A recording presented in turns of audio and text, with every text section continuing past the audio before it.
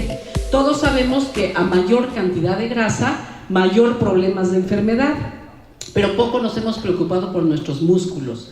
Pero si tuviéramos más músculo, tendríamos mayor salud. Y de eso vamos a platicarles los próximos minutos. Bien, la masa muscular óptima se crea desde la infancia, se mantiene en la vida adulta y se trata de minimizar su pérdida al paso de la edad, sobre todo a través del proceso del envejecimiento. Bien, a ustedes les doy unos segundos porque tengo el tiempo contado. ¿Qué les evoca la palabra músculo? Fuerza. ¿Qué les evoca la palabra músculo para que despierten? Movimiento, bien. Músculo. Amor, dijeron por ahí, bueno, ok. Piensen, ¿qué les evoca la palabra músculo? Porque de eso vamos a hablar y por eso están aquí. Bueno, miren todo lo que yo encontré, a ver si están de acuerdo. Energía, fibra, fuerza, hipertrofia, volumen, vitalidad, tamaño, potencia, etc. Pero ¿qué pasa a los que trabajamos en el área clínica cuando tenemos pacientes que han perdido músculo? Todo esto se convierte en todo lo contrario, que sería, ¿qué nos dice un paciente que ha perdido masa muscular? ¿Cómo se siente ese paciente? Débil, muy bien. Y dijeron más cositas que no alcancé a escuchar, pero vamos a ver si coincidimos. Nos dicen los pacientes que están agotados, cansados, débiles, decaídos, que están delgados, desfallecidos, flacos, fatigados, enfermos, postrados, etc. Porque han perdido masa muscular. Y entonces, muchos de ellos, al tener la pérdida de la masa muscular, han desarrollado esta nueva entidad clínica conocida como sarcopenia. La palabra sarcopenia viene de dos raíces griegas, sarc, que significa carne, y penia, que significa disminución. Entonces, sarcopenia significa pérdida progresiva y gradual tanto de la masa como de la función y la fuerza del músculo esquelético. Vean en esta imagen, por ejemplo, es un dibujo, pero representa, si ven aquí, el cuádriceps de este hombre de 25 años que hace ejercicio y tiene una muy buena nutrición. Si no tuviera esto, a los 40 años empieza a perder masa muscular y a los 70 años, vean que este filete pues se convierte en un bistecito. Y es lo que nos da toda la sintomatología de la pérdida de la masa muscular. El asunto es que cuando se pierde masa muscular, esto ocurre sobre todo al paso de la edad. Y bueno, se pierde masa, pero dijimos que también se pierde fuerza y se pierde potencia. Con la potencia se pierde también la resistencia y la velocidad. Entonces es importante mantener el músculo porque finalmente el músculo nos va a apoyar en todo lo que es nuestra vida independiente. ¿Y quiénes están en riesgo de perder masa muscular? Pues como ven aquí, hasta abajo, no está funcionando este cosito, bueno, no importa, los pacientes que están en proceso de envejecimiento, los pacientes que están inmovilizados porque están hospitalizados y encamados, los pacientes con enfermedades crónicas, que vamos a ver más adelante como cuáles, o los pacientes extremadamente enfermos de unidad de terapia intensiva, enfermos graves. Todos ellos pueden perder la masa muscular. La sarcopenia, déjenme darles una buena noticia. En el año 2016, a nivel internacional, a través del Código de Clasificación Internacional de Enfermedades, en su 10ª revisión, se reconoce ya como una condición clínica independiente y, por lo tanto, ya podemos hacer en nuestras áreas clínicas detección, diagnóstico y estratificación para conocer su prevalencia, su tratamiento e incluso su reversión. Entonces ya está dentro del código de enfermedades y ya ustedes pueden poner en un expediente clínico: mi paciente tiene sarcopenia. En el 2010 hubo un grupo europeo que se consensaron y publicaron este trabajo que habla del consenso sobre la definición y diagnóstico de la sarcopenia. Ellos pensaban que al principio se trataba de un síndrome geriátrico y la categorizaron a la sarcopenia en aquella relacionada con la edad por el envejecimiento, que es la primaria, la sarcopenia secundaria, que es la relacionada con la actividad física, por un estilo de vida sedentario o asociado a diferentes tipos de enfermedades o relacionada también a la nutrición. Y la clasifican en presarcopenia, sarcopenia y sarcopenia severa, dependiendo que ha disminuido en el paciente: la masa muscular, la fuerza muscular o el rendimiento y su capacidad física. Y cuando ocurre que ha perdido los tres elementos, tiene sarcopenia severa. Y este mismo grupo elaboró un algoritmo que se conoce como el algoritmo europeo del grupo de consenso, donde nos dicen: primero mide velocidad al caminar. Esto es velocidad al caminar. Luego mide fuerza de presión manual y luego mide masa muscular. Bueno, vamos a ver. Creo que todavía tengo una buena velocidad al caminar, por eso lo hice. Ya cuando ya no lo tenga, pues no lo voy a hacer. Es muy importante la velocidad al caminar porque nos está hablando de funcionalidad y de una buena masa muscular. Vean la diferencia. Ya yo trabajo mucho con población geriátrica y mis pacientes ya no tienen una buena velocidad al caminar. Todos conocen un dinamómetro, es medir la fuerza de presión manual, forma parte de la evaluación nutricional y también lo hacemos en clínica. Y cuando disminuye la fuerza de presión, se considera una disminución de la masa. La masa, el estándar de oro para medir la masa muscular es imagen de resonancia magnética o tomografía axial computarizada. Este es un corte transversal a la mitad del muslo de un sujeto joven de 25 años versus un sujeto de 63 años. En negro se representa la masa muscular, en la periferia el tejido adiposo subcutáneo, y vean que la diferencia en la edad es que este señor de más de 60 años aumentó su tejido adiposo subcutáneo, disminuyó su masa muscular y además esta masa muscular tiene manchas blancas, que significa que hay infiltración grasa. Entonces estamos ante otra entidad clínica que se conoce ahora como obesidad sarcopénica, pero eso sería cuestión de otra plática. Aquellas instituciones que cuentan con equipos de composición corporal como DEXA, por ejemplo, también podemos evaluar de cuerpo completo la composición corporal de los individuos y podemos obtener la masa muscular esquelética apendicular con este tipo de herramientas. Hay quien usa análisis de impedancia bioeléctrica, que se usan ecuaciones para predecir, ya no es tanto la medición, para predecir la masa muscular, y también así se considera. Y hay quien recomienda que si no tenemos ninguna técnica de evaluación de composición corporal, podemos medir la circunferencia de la pantorrilla. Y hay un punto de corte, que son 31 centímetros en general.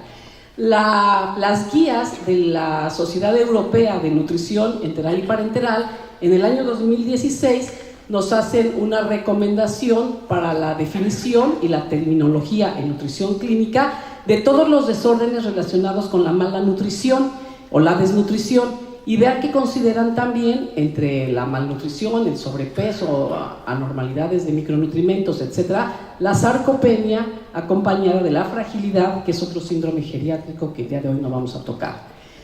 Hay un diagnóstico rápido, más bien que predice rápidamente la probabilidad de que un sujeto desarrolle sarcopenia, y se conoce como el SARC-F porque son 5 preguntas. Entonces se le pregunta al sujeto si tiene dificultad en levantar y cargar una bolsa de 5 kilos, caminar a través de una habitación, trasladarse de la silla a la cama, subir escaleras, o si tiene antecedentes de caídas. Todo esto se cuantifica y cuando la puntuación es igual a mayor a 4, esto es predictivo de sarcopenia. Entonces, si no tenemos todos los equipos, podemos levantar los cuestionarios. Luego en el 2017 salió esta publicación que me gustó, me hizo atractiva, se llama Yubiwaka.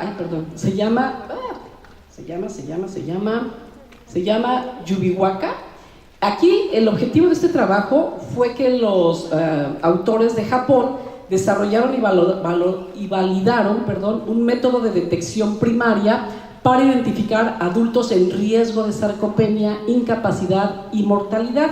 Entonces, ¿ellos qué proponen? Que formemos un anillo con los dedos de ambas manos y nos toquemos la pantorrilla.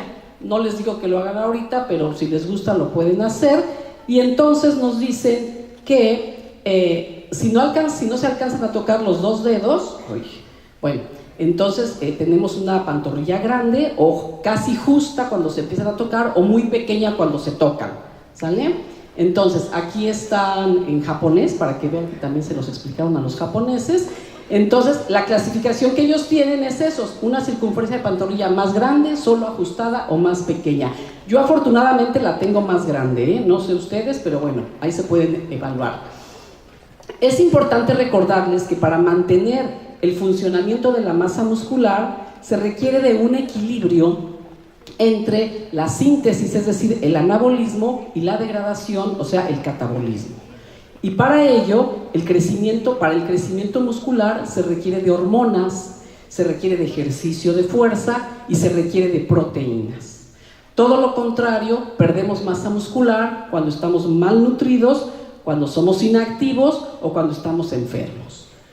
Entonces, cuando tenemos mayor pérdida de masa muscular, cuando además tenemos una mala alimentación, sin embargo, cuando tenemos una alimentación adecuada, rica en proteínas de alto valor biológico, disminuye nuestro catabolismo proteico y no perdemos masa muscular, sino que al contrario, favorecemos su ganancia.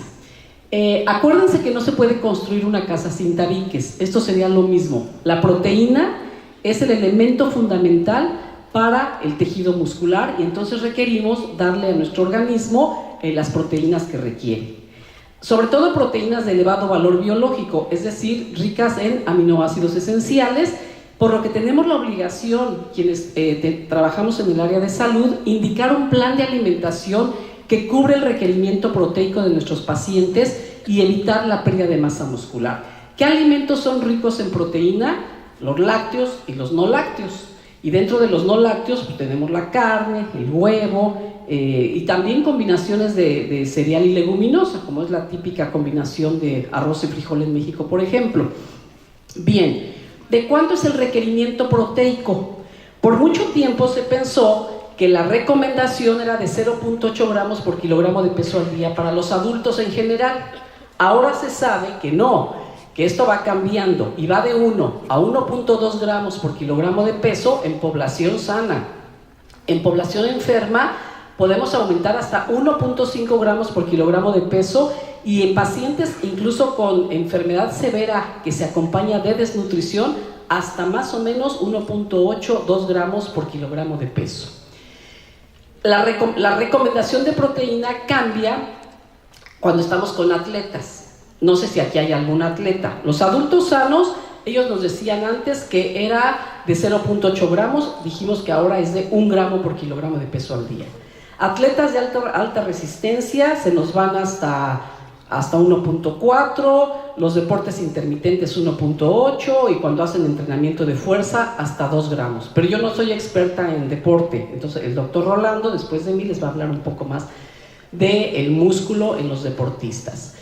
Es también importantísimo considerar, no solamente cubrir el requerimiento y tener esos alimentos de elevado valor biológico de las proteínas que se consumen, sino considerar la adecuada distribución diaria. Es decir, por ejemplo, si yo requiero 90 gramos de proteína, lo interesante sería que yo consuma 30 gramos en el desayuno, 30 gramos en la comida y 30 gramos en la cena. ¿Por qué? Porque esto me va a brindar una estimulación máxima y repetida de síntesis proteica, para lo cual va a aumentar o bien mantener mi masa muscular. El asunto es que muchas veces no desayunamos o desayunamos mal.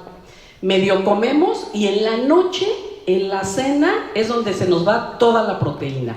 Entonces no estamos teniendo un índice máximo de síntesis de proteína. Y esto quienes lo saben hacer bien, pues son ustedes, los nutriólogos, quienes van a dar esta recomendación.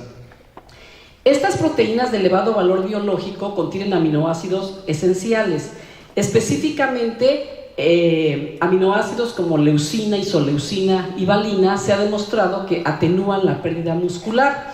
Pero de estos tres que son de cadena ramificada, se ha estudiado mucho la leucina. Se ha estudiado tanto que me quedaría toda la mañana explicándoles esta gráfica, pero como desafortunadamente no tengo el tiempo, nada más les diría que ya se tienen reconocidas las vías implicadas en la regulación de la homeostasis muscular y se ve que cuando hay consumo de leucina a través de proteína de elevado valor biológico, esto va a provocar que se produzca un metabolito de la propia leucina que va a disminuir la degradación de proteínas, y dicho metabolito que ven aquí como HMB va a aumentar la síntesis de proteína, y dentro de la célula muscular todo esto está ya reconocido. HMB es la abreviatura de el metabolito, que su nombre completo es beta-hidroxi beta-metilbutirato. Ya dije que es un metabolito activo de la leucina y está presente en estos alimentos, pero en muy poca cantidad. Por más toronjas y naranjas y aguacate que consumamos, no vamos a poder lograr tener el requerimiento de este metabolito. Dicho requerimiento es de 3 gramos al día. Es difícil de obtener esta cantidad a través de la dieta normal por su pequeño aporte disponible a través de los aminoácidos, es decir, de la leucina, y por su baja conversión también de la leucina a HMB, que les mostré que es un porcentaje muy bajo. Entonces, por ejemplo, en este trabajo publicado este año por el grupo del profesor Landi en Italia, nos habla de beta-hidroxi beta-metilbutirato y sarcopenia desde la credibilidad o desde la viabilidad biológica hasta la evidencia clínica, y estas investigaciones nos mencionan como puntos claves que el uso de HMB preserva o reconstruye la masa muscular en población en riesgo a nivel de su composición corporal, de su fuerza muscular y también de su función física. ¿En qué tipo de pacientes se está usando como suplemento HMB como una potencial estrategia? En pacientes desnutridos, en pacientes caquécticos, aquellos con enfermedad pulmonar obstructiva crónica, pacientes oncológicos, obviamente pacientes con cáncer, pacientes renales, pacientes con daño hepático, como la cirrosis. Y solamente aquí entre paréntesis les diría que en los pacientes renales y en los pacientes hepáticos es donde el tipo de aminoácidos es diferente, y también obviamente la cantidad de proteínas que se les aporta, donde el requerimiento es más bajo que el que ya les mostré. Bueno, por cuestión de tiempo y además muy bien, me felicito a mí misma, llego a la conclusión. El diagnóstico de sarcopenia, entonces, como pueden ver, se realiza a través de diferentes criterios que usan fundamentalmente 3 variables: medir la funcionalidad como velocidad al caminar, medir fuerza de prensión manual y medir masa muscular por las vías que les mostré. También se pueden usar, como les mostré, formatos simples, cuestionarios o la propuesta novedosa como la Yubihuaca, el anillo que les mostré. La suplementación nutricional oral, específicamente alimentación hiperproteica acompañada de leucina y HMB, ha demostrado un beneficio y mejoría clínicamente relevante. Obviamente que trabajos adicionales siempre serán de gran beneficio para avanzar en la mayor aplicación clínica para su prevención y manejo terapéutico óptimo. La ciencia de los músculos no es nueva, se ha venido estudiando hace más de 30 años. El término sarcopenia tampoco es nuevo, quizás para algunos de ustedes sí, porque están en formación, pero yo los invito a que todo lo que les dije no me crean y entonces búsquenlo, googleenlo y estudien músculo, porque a mayor cantidad de músculos, mayor biogénesis mitocondrial, mayor ambiente anabólico al organismo, y si tienen una alimentación saludable, rica en proteínas, en aminoácidos, en HMB y además, que ya no me dio tiempo de decirles, pero es importante, la vitamina D y los antioxidantes, más el ejercicio que les va a recomendar el doctor Rolando, no van a tener sarcopenia, y de eso se trata. Muchas gracias por su atención.